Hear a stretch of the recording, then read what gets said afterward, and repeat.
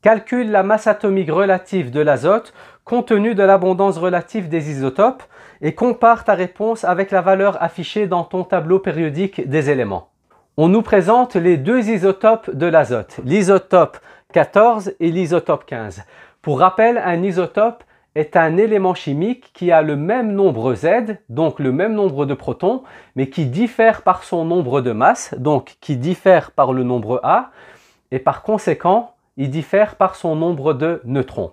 Donc ici, on a un chiffre en haut à gauche et en bas à gauche. Le chiffre en haut à gauche, c'est toujours le nombre de masse, donc grand A. Et celui qui est en bas à gauche, c'est le numéro atomique, le nombre Z. À partir de ces deux informations, nous pouvons trouver le nombre de neutrons. Eh bien, pour l'azote 14, on fait le nombre de neutrons est égal à A moins Z. Donc 14 moins 7. Donc l'azote 14 a un nombre de neutrons qui est égal à 7. Par contre, pour l'azote 15, donc l'isotope 15 de l'azote, eh bien ici, nous faisons A moins Z pour trouver le nombre de neutrons, A moins Z.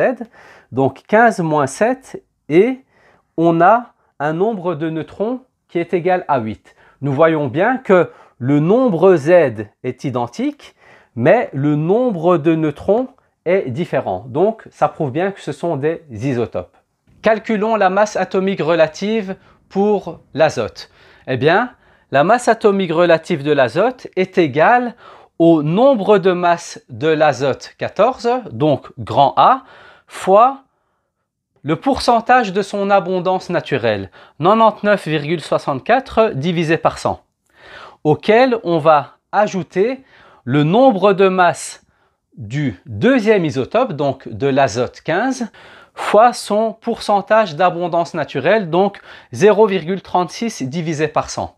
Eh bien, ce calcul nous donne une masse atomique relative calculée pour l'azote qui est égale à 14,0036. Si on compare cette valeur calculée avec la valeur que l'on a au niveau du tableau périodique des éléments et qui est de 14,007, on se rend compte que ces valeurs sont extrêmement proches.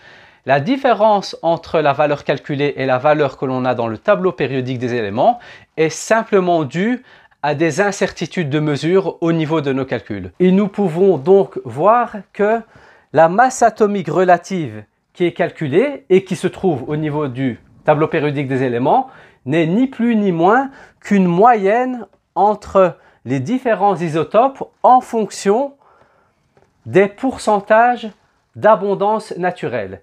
Merci d'avoir suivi cette vidéo et bon travail à tout le monde.